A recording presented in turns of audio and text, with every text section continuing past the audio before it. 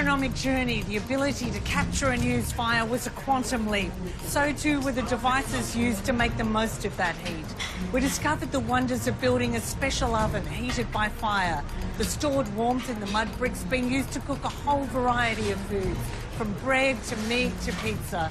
Welcome to Food Safari Fire and the extraordinary versatility of the wood-fired oven.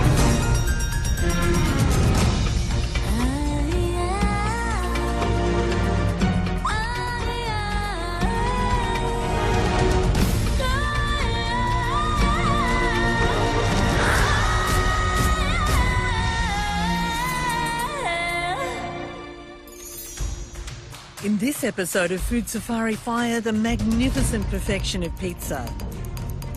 Fragrant crusty bread made to an ancient recipe, a show-stopping whole-baked fish, succulent Italian goat, and a sensational Greek phyllo pie.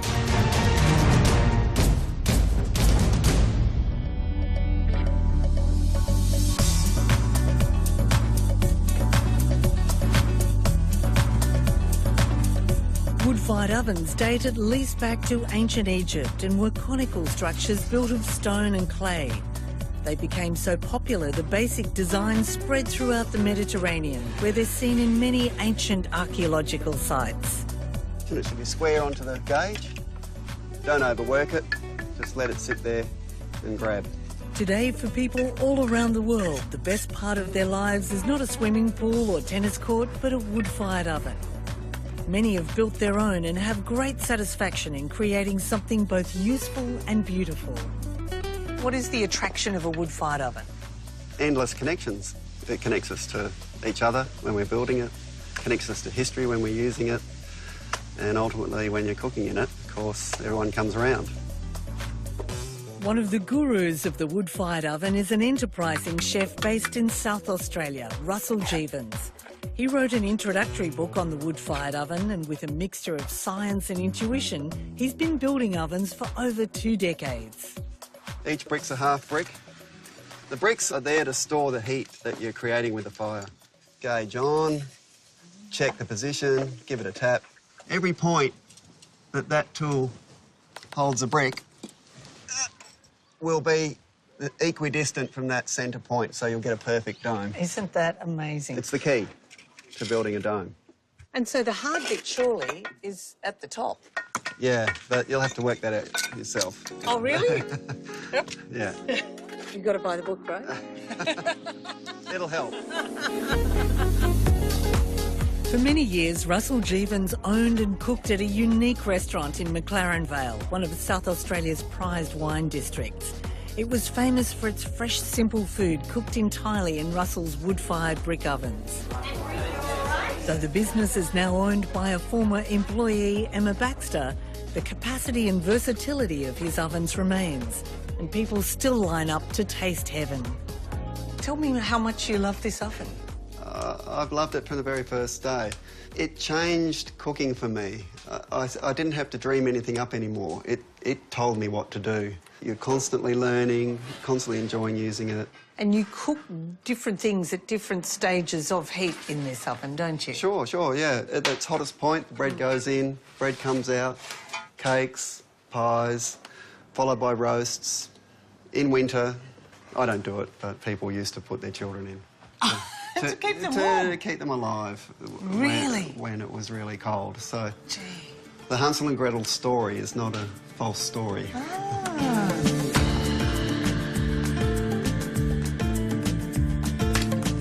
The wood used for fuel also imparts a flavour, and in southern Italy, especially Calabria, olive wood is prized for its intense heat and the special taste it adds to everything cooked in the oven.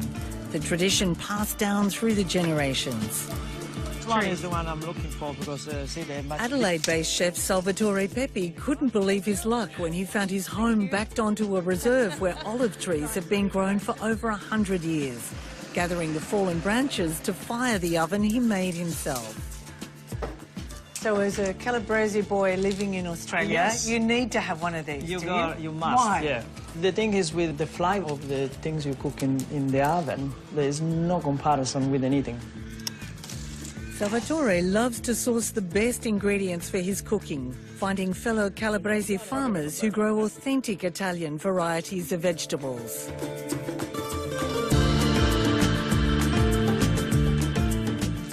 And capretto is baby goat. Baby goat, yeah, with bone and everything. And if people had never had capretto before, how would you describe the flavour? It's like very similar to lamb, but much leaner. It's got a little bit more wild flavour. So what flavours do you put with a capretto? Lemon juice, salt, and a bit of cinnamon, and lots of olive oil. With the Calabrese cooking, you gotta be very generous with the olive oil. Now you gotta stir, making sure it's all rubber in, and that's it. We're gonna fries first a little bit until it changes the color, and then we're gonna add the rest of the ingredients.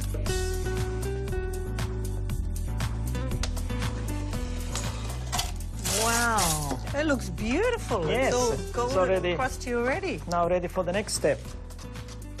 A couple of these beautiful onions from Tropea.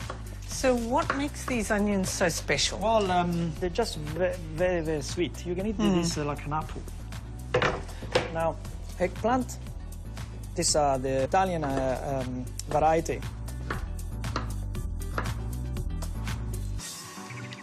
Now we're gonna stir, and we get the eggplant on the bottom. Oh, So they good. can stew. Yeah, all the juices from the meat. Juice. And also the passata, tomato. We just made this one. Looks beautiful. And a little bit of salt here again because we put all the new ingredients in. That's such a delicious recipe. And I love that you can get a lot of the Calabrese ingredients Yes. here now too. How long will this cook for now? About another hour, and it's ready. Oh, look at that. Oh, Now to finish it, we've got a nice bunch of basil here. Just lots of leaves of oliva. And now we're going to stir it. oh, and the eggplant's really cooked down perfectly. Shall we test it? Please. Yeah. Some sauce, because that's the best part. It looks It's beautiful. The juice. This looks so tender. I'll Try and just- see how it is. Wow. Melts, doesn't it? Delicious, very Oh, nice. delicious. You can taste the cinnamon, but it's not overpowering. Masterpiece. Beautiful. Thank Couple you. of oro. Grazie.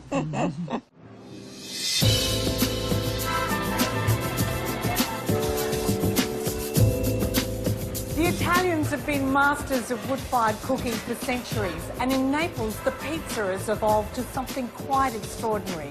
The purest, simplest form of a food that has travelled to all corners of the earth. In 2014, Melbourne pizzaiolo Johnny DiFrancesco hit the world stage, winning the best pizza in the world amongst 600 competitors from 35 countries in Parma, Italy. He has 2 restaurants in Melbourne and makes up to 7,000 pizzas a week. His original restaurant in Brunswick, 400 Gradi, is named after the optimum temperature to cook pizza, at 400 degrees. This is the engine of the kitchen. And how hot is it in there now? That's about 430. And I love the way that you can do it without a temperature gauge. We actually blow every temperature gauge that we have on the ovens. Because you have it so hot. Johnny's 4 ovens all come from Naples, each with a base of Biscotto di Sorrento, a clay and volcanic mortar prized for its heat retention since Roman times. This and the insulated dome all help to keep the oven intensely hot for quick cooking. There's a saying in Naples, if your pizza's not cooked within 90 seconds, then it's not a Neapolitan pizza. Really? Yep. You're now going to share this world-beating recipe. I am going to make the recipe exactly the same way that I made it on the day. We start off with water and salt first. Now, the other thing that people make a mistake is they would add the yeast now, but what that does is actually destroy the yeast. So you add about 20% of the flour first, 00 flour. We can then just drop the yeast straight in, fresh yeast. And a tiny bit. That's a key factor that a lot of people make a mistake on. They use a lot of yeast. And if you allow the dough to rise for the right amount of time, the yeast will release its own natural sugar and do exactly the same as adding sugar. So normally I would mix this for about 15 minutes, and to tell whether the dough is ready, I then press in the centre. If it springs back up, then your dough is ready to set aside. Place it back into the bowl and just a damp cloth over the top, and I'll let this rest now for 2 hours, and then I'd come back to it and make my dough balls. So first one, and most people would have seen this, your normal baker would normally use this to make a dough ball. Now at home, to be able to make some dough balls, and really easy, what you do is you grab it and you fold away. You then turn it up and you do the same thing again, and then you do it again. Now we'd repeat this around 6 times. So once we've done this, we then crimp the 2 ends like that, and we fold under, and we have a dough ball. From this, we will then rest for 24 hours. This is what you'd expect in 24 hours. Gee, they really grow, don't they? Yep. And they're quite glossy on the outside. Yes, they too. are. When we're stretching Neapolitan pizza, we want to retain all the gases or all the air in the dough. That's why you get that beautiful cornicione around the dough. Okay, so It's the best, isn't it? it's the best, yes. We start from 1 inch from the bottom, we push and we stop. As you can see already, we then do the same thing again, and we stop. And the next technique is probably the most difficult. Place one hand on one side, we stretch, we come over to our forearm and we hold, and we come back down. What I'm doing is I'm turning the pizza naturally. So then I do it again, over, and back down. To get this pizza round. I was going to say, it must be hard for you to do it slowly because you're used to doing it quickly. So that would be how we do it. Johnny, the classic tomato topping. Yeah, 2 ingredients, that's it. We use Sarmazzano tomato and some salt. What sort of cheese are you So this is buffalo mozzarella. from Australia? Yes. So you put your basil on. So we put the basil before we cook our pizza. Also, extra virgin olive oil before, not after. So I'm going to place this Beautiful. in the Looks oven. like the Italian flag. Yes. We then stretch it to the size that we like, and this then goes directly into the oven.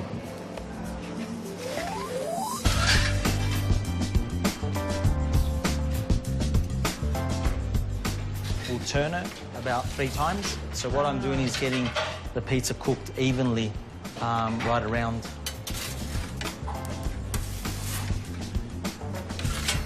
Gee, it cooks before your eyes.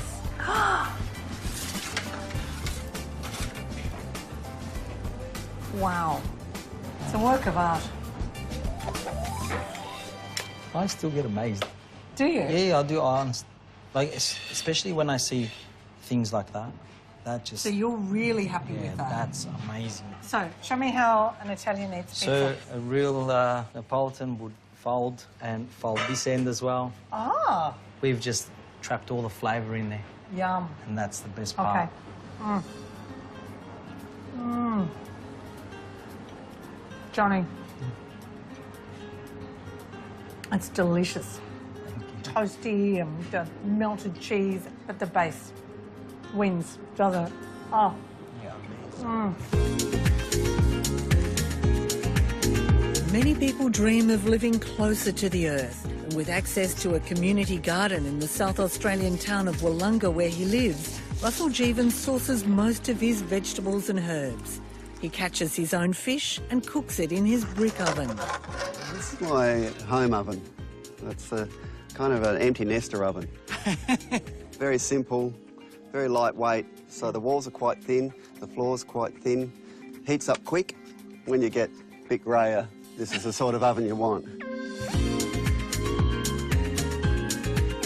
What we're going to do is a stand-up salted snapper. Very nice. Just give it a bit of a rub of salt, a few hours at least. So- Yeah, that's why we're standing it up, so we can get the heat coming from both directions. Yeah. We'll set it in the pan.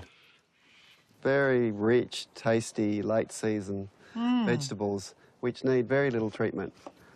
It's just a rough chop, beautiful little eggplants. The last zucchini, probably for the season. Oh, and it's a good one. This will give us a bit of juice and lots of Gosh, aren't they lovely? Lots of taste. Why not throw on a few capers for a kick and a little bit of saffron, which goes well with anything that's got plenty of flavour already. Splash of wine. Local, I see. Yes, yeah. Some pepper. Splash of olive oil. We're ready to go. We'll have fish, vegetables and sauce. Now, how long does this cook for, Russell? Hopefully 5 minutes. They're going in a hot oven.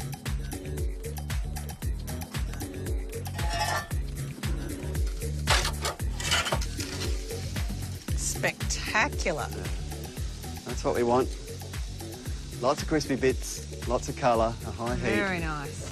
That's the brick oven working for you. Russell, that's a masterpiece. My favourite. Oh, I put a bit of Watercress, yeah, watercress. Let's have a little poke at it. Let's see what's going on there. Oh, Russell, look at that. You've caught it, you've grown it, you've cooked it. Just got to sit down and eat it now. Oh, yeah, we will sit down. We'll just have a little bit more. I don't mind if I do.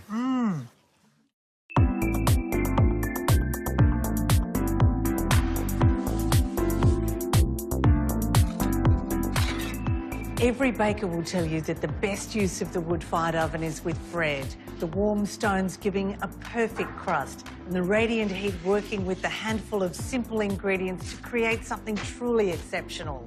Working through the night, the only sound you hear is the fire. It's very peaceful and still because there's no motor running, there's nothing to operate it. Dutch-born Joost Hilkemeyer loves baking. Inspired by great European bakeries, Joost settled on the New South Wales south coast and established the Berry wood-fired sourdough bakery with his brother Jelle, and completely changed the way locals looked at bread. He and his wife Kirsty now run flour water salt bakeries along the New South Wales Highlands and South Coast. The slow bulk fermentation of the dough is crucial. This is the big part that most bakeries that are doing just generic bread skip. But it's where it develops all the flavour, the interesting crumb. It's where the culture and the bread do its magic, I guess. Crucial to artisan bread is his wood-fired oven, designed by the late Alan Scott, who crafted brick ovens capable of retaining heat over a long period. All day you sort of heat the oven up and then all that heat just sits in there waiting to be used, basically. So this allows you to bake 8 or 9 times without having to refire it. Once the fire is burnt down to coals, it's time to scrape, sweep and mop the oven. Wow, that evaporates immediately, doesn't it?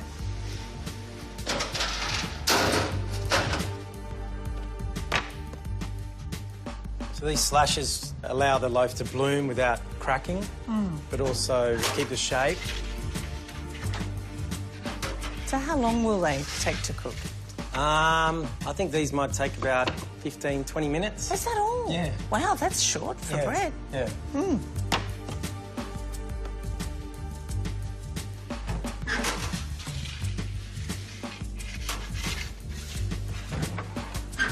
So we just want to get a little bit of steam in the oven, help with the colour. Okay. Look like they're ready. Very nice, and the cuts have bloomed nicely, so yeah, beautiful. As good as you get anywhere in the world. Oh, don't know about that. Yeah. Best bread and berry, maybe. And it's hot. Wow, that's the sound of a beautiful loaf of bread. The heat in the oven will develop that nice thick crust to give it that breaking crunch. Help yourself. Okay. Oh, it is really hot and smells lovely and natural.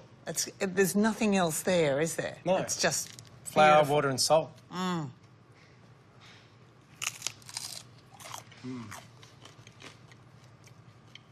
Great bread. You happy with that?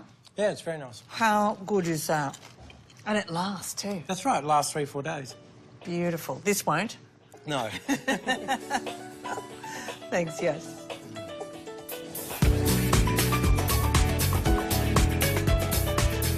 Mac Matt Germanchus is such a devotee of the wood-fired oven, he insisted they were part of his kitchen at the chic Pay Modern restaurants in Sydney and Melbourne, where he's head chef. To me, it's raw. It's the essential part of cooking. It gives a totally different texture. At home, he's happy to become the student when his marvellous grandmother Christina is in the kitchen. Not too much. Enough? It should be enough. Yep. The oven at Matt's parents' is a wood-burning oven of a different type, an adored Aga, created by a Swedish scientist who devised a clever way to use a small amount of wood to provide heat and cooking. Tell me what this oven allows you to do. Most of all, it's flavour. So if you're going to have a beautiful Greek pie, the best you'll ever have is from a wood-fired oven. Yeah, without a doubt. Traditionally, it's done like that. Back at home, it's done like that.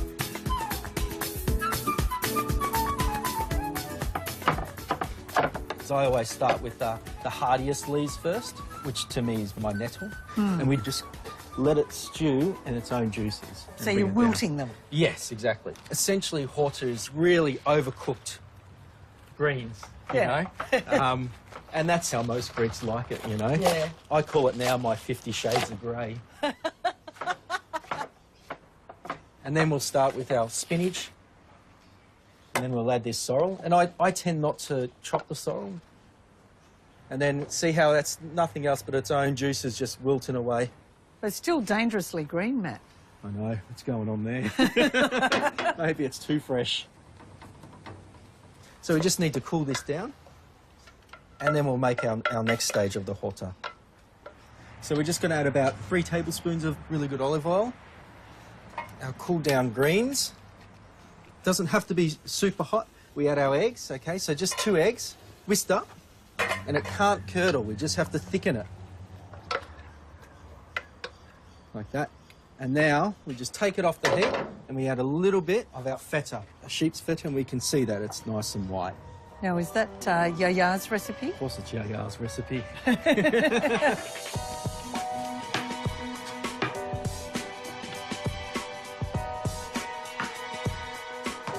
So each time you stretch it just a little bit further.